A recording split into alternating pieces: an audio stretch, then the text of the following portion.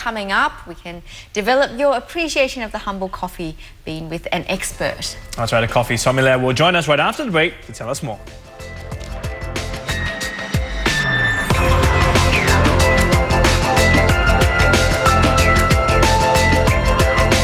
Welcome back. Hope you can join us for a cup of coffee. Yeah. For some people, coffee is just this black brew you have in a cup. But so whether it's instant or freshly brewed doesn't really matter, but much less will they be able to tell the difference between the types of coffee. That's right. What many people don't know is that coffee is much like wine, and just like there are wine sommeliers, there are also coffee sommeliers. Giuseppe Vaccarini, pardon me, is one such person, and he was once voted best sommelier of the world. Today he's a widely published writer of books and publications for the wine and sommelier industry. He's in Singapore to launch the Nespresso Coffee Codex 2010. Good morning, Giuseppe. Good morning. Good morning. Now, firstly, tell us, you're a wine and a coffee sommelier. Are they similar roles? Well, a sommelier should know everything about all the beverages. So mainly wines, of course, but also coffee, as beer, any other beverages. And that's why we made a great work about all the coffees, because we would like that all the sommeliers, they appreciate and they could be able to taste coffees as they taste wines. Okay, so tell us, how do you taste coffee? What do you look out for in a good Well, we have created a methodology that is similar to the wine. So it means that when you want to taste a wine, you can you have to look at the color, smell the aromas, and taste in your mouth. We do the same for coffee, and as we try to do for wines, to understand where they come from, which are the vine varieties, how wines have been vinificated, the vintage, the appellation, and so on. We do exactly the same for coffees. So we try to understand the origins, the variety, the roasting, the blend, well, everything about the coffee. It sounds very similar to looking at wine, but I know when you look at wine, for example, I'm holding this cup of coffee, you also look at like how the color, where, you know, the texture. And I mean, for example, with this cup of coffee, is it good to have, how much, is there a certain amount of foam it should have? Should there be less foam? Well, it's very important to have a great amount of foam or crema, what we call crema, that must have a very nice color, like hazelnut color that is in that one, thick crema, because on the crema there are many aromas, so it's important to have it. Yes, I can smell the aroma right That's the here. crema, right? The foam. Yes, why is it so important? Is that where you get the aroma? Exactly, you get the aromas, many aromas, so the intensity, the complexity, they are all there.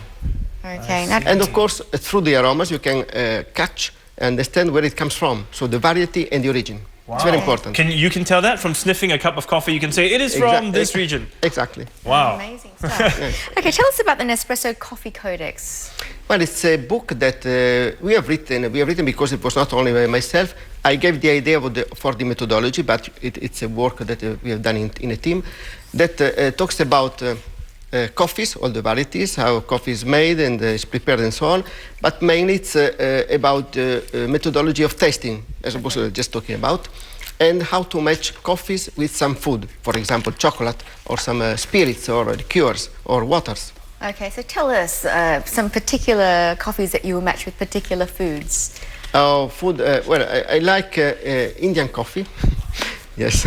Really? Indian Yes, I coffee. like Indian coffee because it's a coffee that has a lot of structure, complexity of aromas, spicy, long persistency, and a little bit of bitterness at the end. That's what I prefer personally. That's just my taste. And it's a coffee that I would like to match with a quite strong and tasteful chocolate.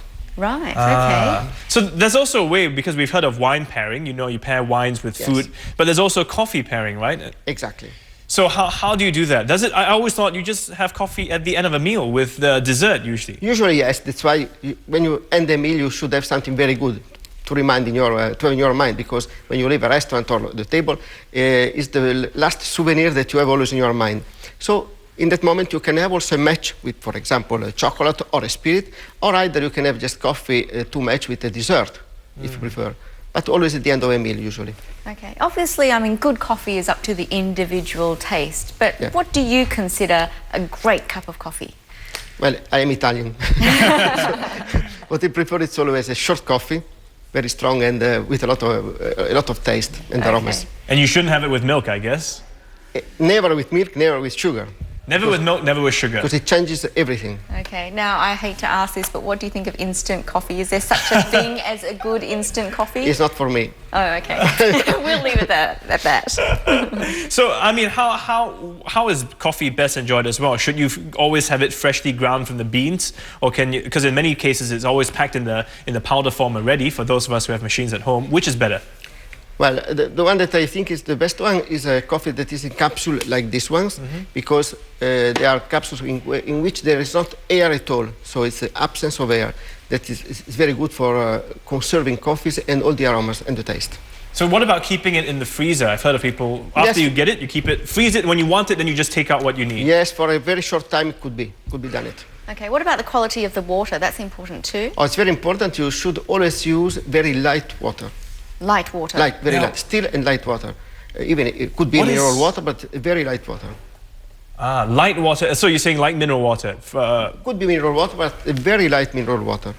Okay. What do you mean by light water? I have to ask. Water that contains a little amount of minerals. It's mineral, it's classified as a mineral water, but it's not a strong and heavy water. So should we boil the water first, or because normally we get it from the tap, straight from the tap? Just Yes, well, if you don't have choice, you have to use that one. But if you can, always buy a light mineral water and use it as it is. You don't have to boil it. Just put it into the machine and make your coffee with the capsules. Okay. Right. Now with wine, the glass that you use is important. What about coffee? It's the same. You must use the right cup. For example, that cup is quite a good one because it's a very special glass, or in ceramic. This is the best. So glass or ceramic is the best? Only.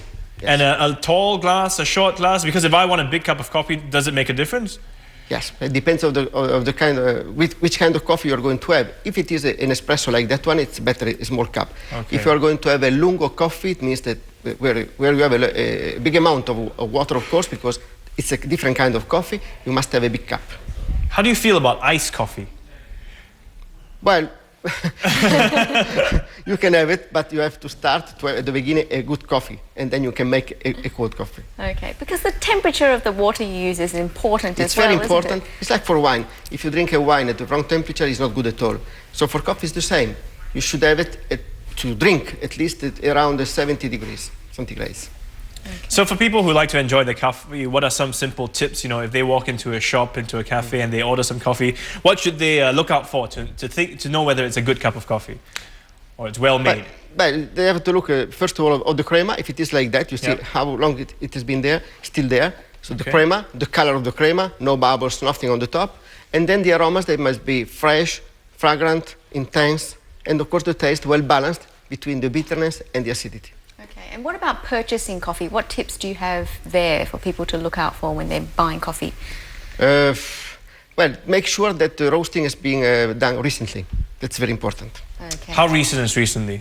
Oh, 1-2 days. 1-2 days? Oh, Very short time. Well, you have very high standards for coffee, of course. Well, thanks a lot for coming in this morning. Thank you to you.